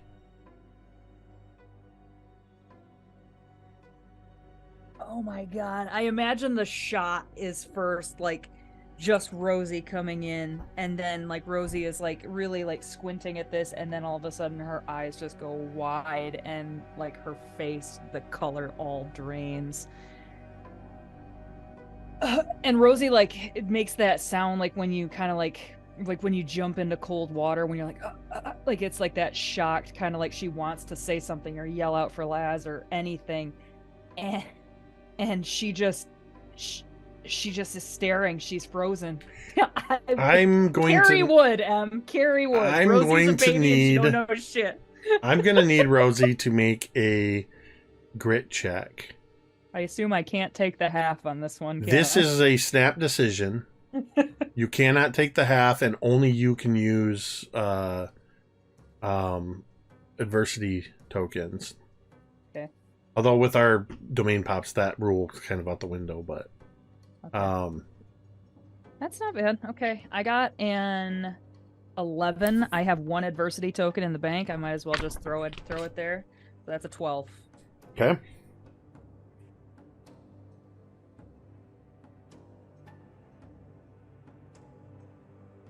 You go ahead and tell how you hold it together, but just barely, seeing this scene before you.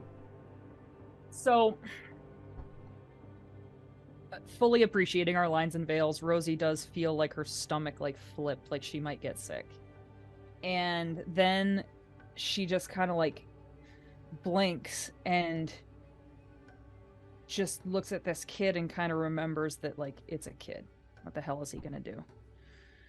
And she just kind of manages to kind of like, just as she's staring at him, not taking her eyes off of him, she just like, Laz, I think you should come in here. Yeah, I think he's like stepping through the threshold of the door. When you do, she turns to you, and you see that there is something very, very wrong with whatever she can see on the other side of this kid. And she would be like, and she just wants you to kind of, you get the sense that she just kind of wants you here. And she would just be like, hey kid. Hey. And she would like be trying to get this kid's attention for something. Laz is just gonna walk straight up towards the kid, just being none the wiser. As you approach from behind and kind of walk up, from your taller perspective, as you come up, as Rosie is saying, hey kid, your shadow sort of shifts as you move just a little bit, and you too see this kid has a pile of entrails in front of it that he's playing with. I think, like, almost more out of pure instinct, Laz goes, "Oh, fuck no," and he reaches down and grabs the edge of that rug and throws it over where this kid is. Like, I don't want to look at this. Nope. As you grab the rug and you flip it up, the entire room disassembles. The decorations on the wall, the rug, the bed, the dresser, the curtains, everything in this room begins to, it sort of blows apart and then seems to just be floating in this void space. And you see the child just floating in the void space. And Rosie, you too are in this void space. You are floating. Laz, you are floating. The entrails are Is it just like sort a of comforting, nice, gentle floating? Well, the entrails are now floating between you. The blood has that sort of liquid in space look about it. There's a light that seems to be coming from high up somewhere that you can't see. But Coop, Billy, and Jessica, what you see is, because you're still partway up the stairs, from the right-hand side, you see a woman in a white nightgown, immediately, like so close that you can smell lavender shampoo or perfume or something. As you can even feel her footsteps as she's stepping on the floor. She passes in front of you and walks partway into the room where the three of you still see the little boy sitting on the floor. And she walks over and she goes, "Billy, I've told you not to play with your food." And she reaches over and she picks up the child, and as she turns, you now see this little boy that has blood on his face, blood down his front and his hands, and you see the pile of entrails on the floor. "I'm gonna have to give you a bath." And she's got him on her hip. This woman looks to be about 20 years old. It is Billy. It is Nancy, your mother. And she takes the baby and she turns and walks the other way down the hallway. And you hear a door open, and you hear little toddler Billy's childlike voice and laughter as you start to hear the sound of a bathtub being filled. Well, my party didn't want me dead before. Can everyone just pause Yeah. and collectively look at Billy, just like this silent, like slow head turn. We need to stab Caesar. Fuck this guy. As do any of you do anything other than that? I assume Laz and I are high on shrooms, so The two of you are off in Fantasia right now. Blacklight posters and shit on the wall. This is great. I feel like I'm floating. But Jessica, Billy, and Coop, anything else? Or are you just standing there in disbelief on the stairs? So my thought pattern actually started talking and realized I was muted at the time. Was like I was listening for the sound of the baby cries. So like I was gonna go up past the door, like trying to hear where the sound was coming from, because from my perspective, I didn't see the kid on the floor initially. Yeah, so that would just put you in the hallway. You've not heard the sound of the baby crying at all since you came up the stairs. Okay. So from your vantage point, you would see your mother carrying toddler you covered in blood past you and down to where there's a bathroom at the end of the hall on the right-hand side. And you see the light come on and you hear water being run. And these people are like interacting with doors and whatnot. Yeah. Or are they walking through the walls? Oh no, the door opened.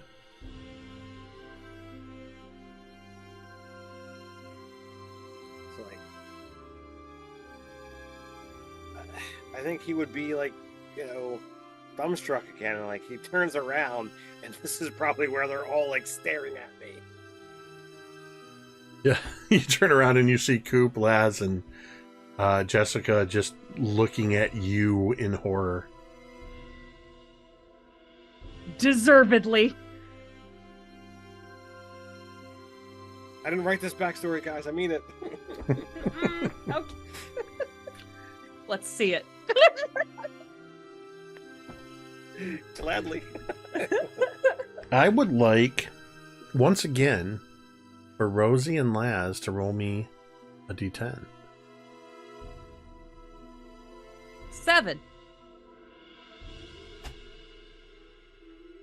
A 5. What do you know? An average of 6. Yeah. 6 on that 6 there.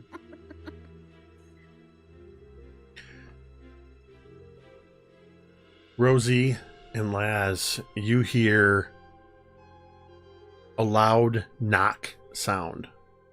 Halfway, like almost sounds like something heavy hitting a wooden board.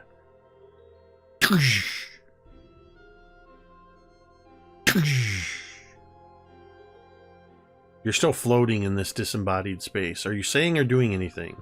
Do we see each other? Yeah. And did we see the woman come in and get the kid? Nope. So the kid's still there. No, the kid's not there.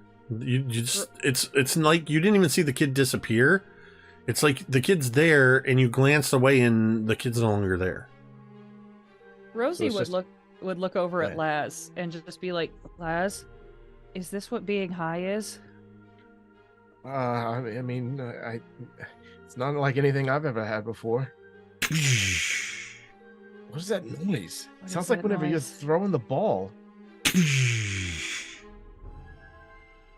Rosie would like look at her hands and she's like, I'm not.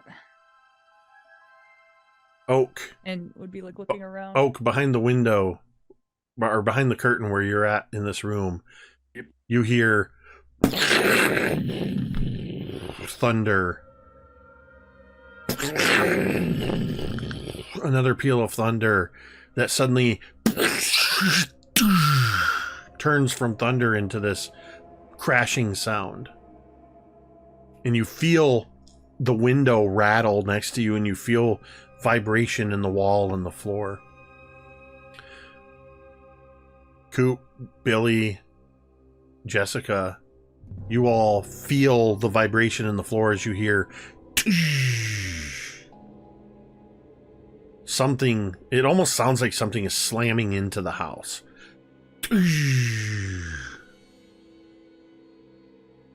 Well, if the house is shaken a little bit, Coop is instantly going to remember what Rosie said earlier about the biggest danger is us falling through the floors, and he wants to get off of this staircase. You're going up or down?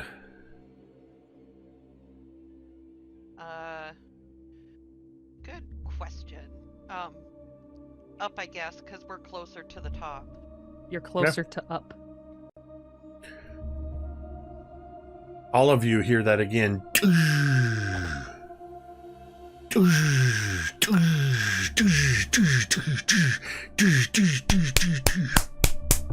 Sounds like a knocking.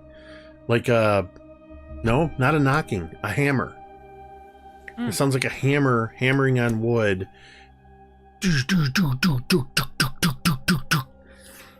And then you hear from elsewhere the similar sound.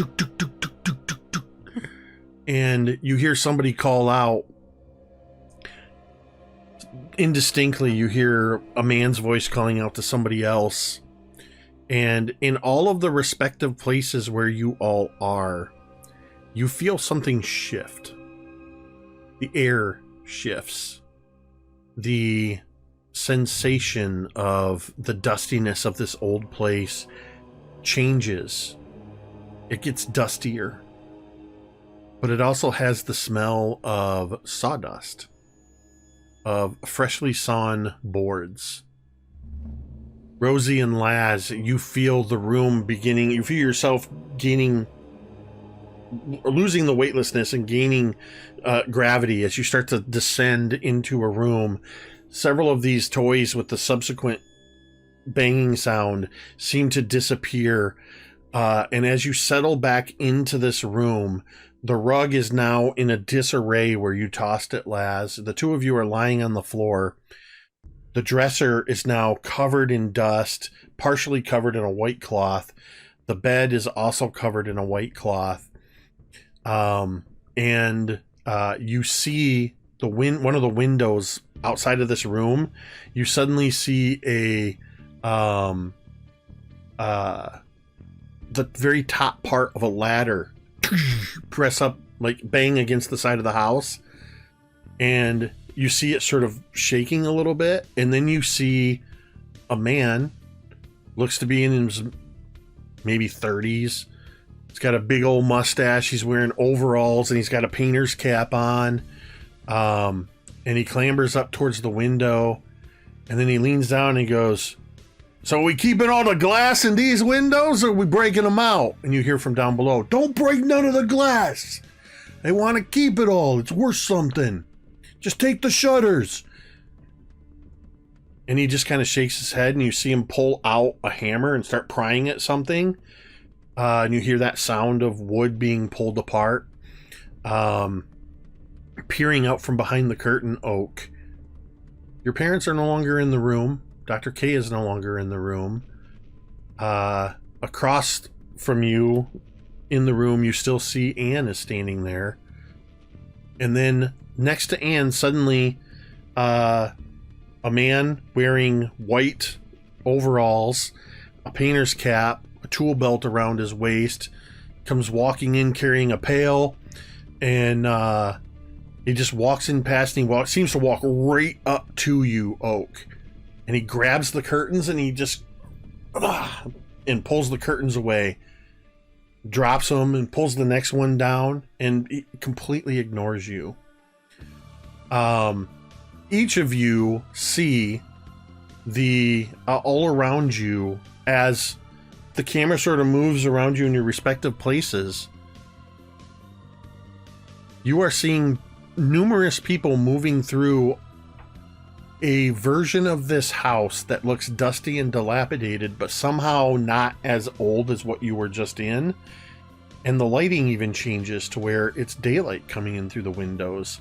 And you realize that there are a number of handymen that are moving in and out, carrying supplies and preparing. From the conversations and everything, it looks like there is a work crew here doing the initial clean out to do a restoration project. But you also notice, based on the dress, the way they are, all of them are dressed, this is a long time ago. It's sometime in the 1930s. And let me see here. 1, 2, 3, 4. Billy, you see from the room that is closest to you, which would actually, based on where you're standing, the door behind you opens up. And you see a room larger than the other bedroom. In fact, it's about the size of the dining room, because this room is directly above the dining room. It has a fireplace on the far side. And another man in overalls moves past you as if you're not even there. Doesn't move through you, but just moves past you. And looking into this room, you see that standing at the fireplace, there's a couple of sawhorses, and there's some 2x4s and another a few boards that are laid across, forming a makeshift table. And you can see that there are some papers laid out in there and a few other things, a couple of old wooden chairs. And the man standing there is wearing what looks like dress pants and dress shoes, but he has a white linen shirt with the sleeves rolled up. You can see his vest and his jacket are slung over one of the chairs. He has a very neatly trimmed mustache, and he looks like... Somehow he looks like a younger version of the man you have now come to know as Reginald Hawthorne Stapler. Oh. But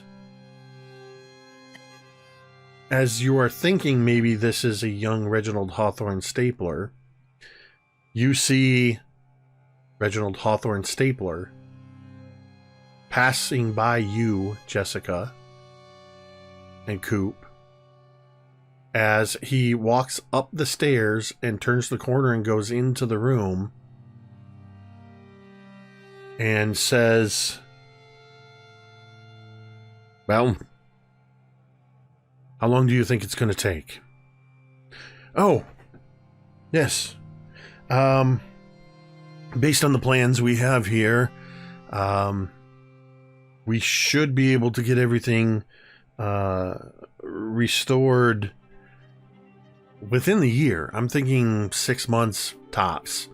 We're going to get to work first on getting rid of the antiseptic smell, and there's a few blood stains down on the first floor that have gotten into the hardwood.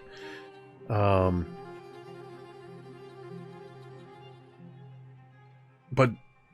don't worry, Father. We will restore the house."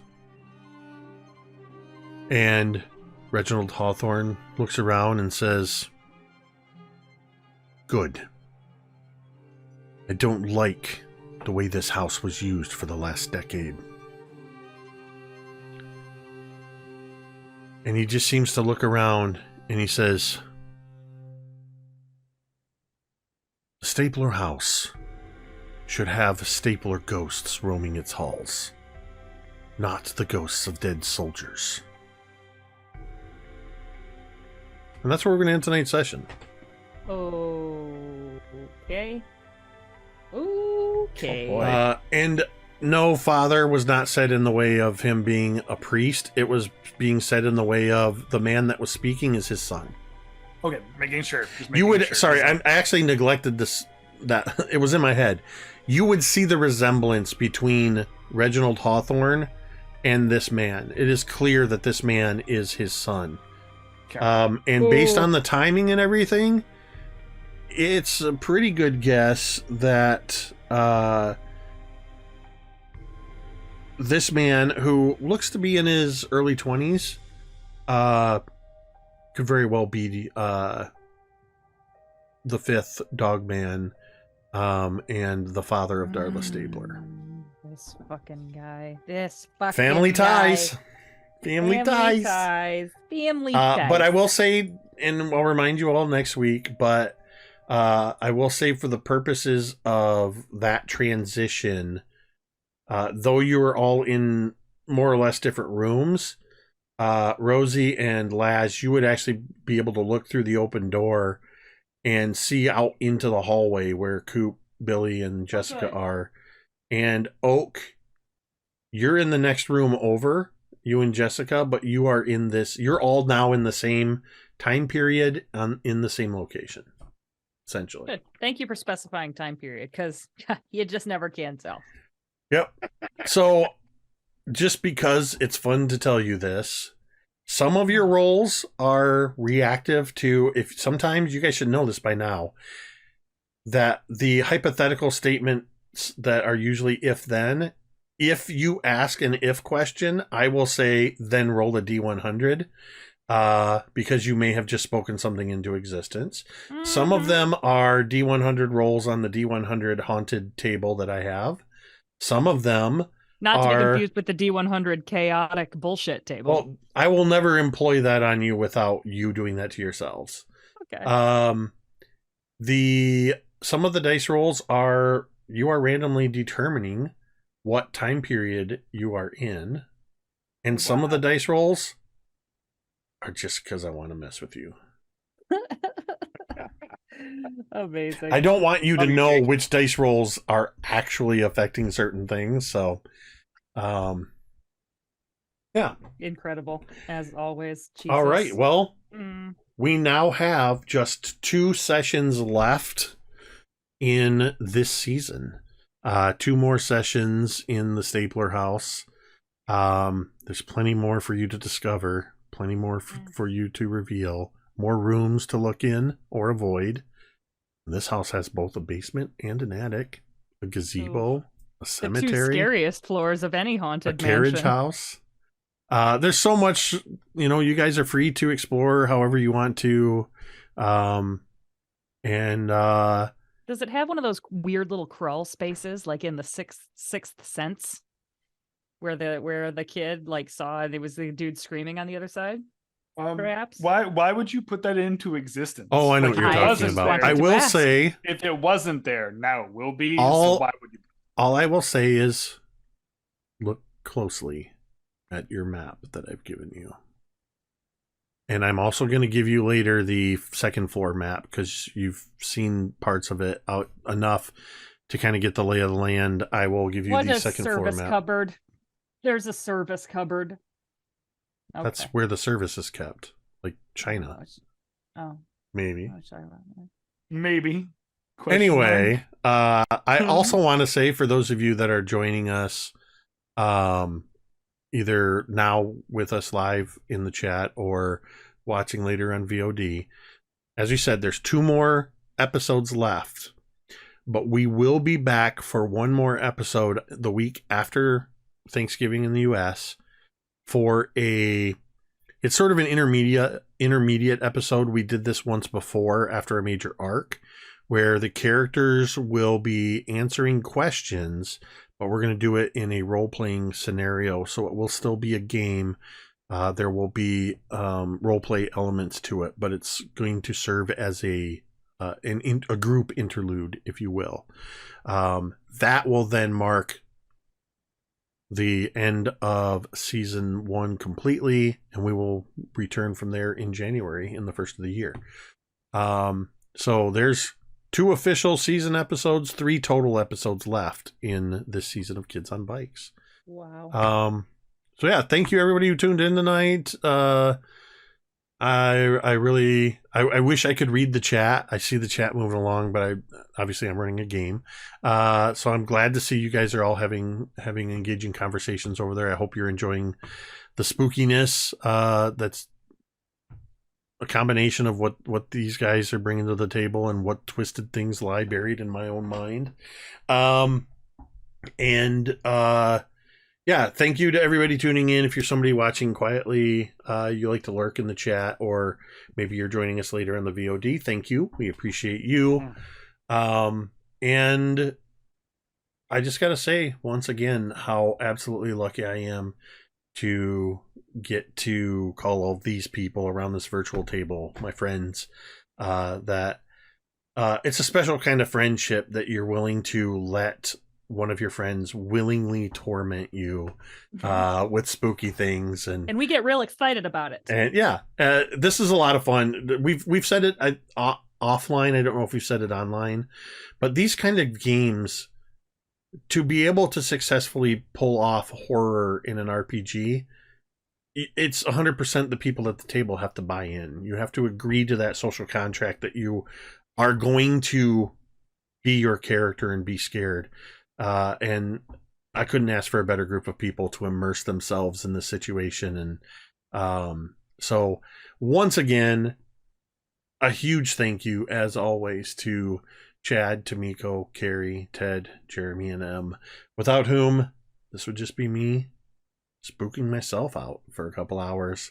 With that, we're going to go ahead and end this stream the same way we end every stream. You can say it with me if you want. It's not a garage.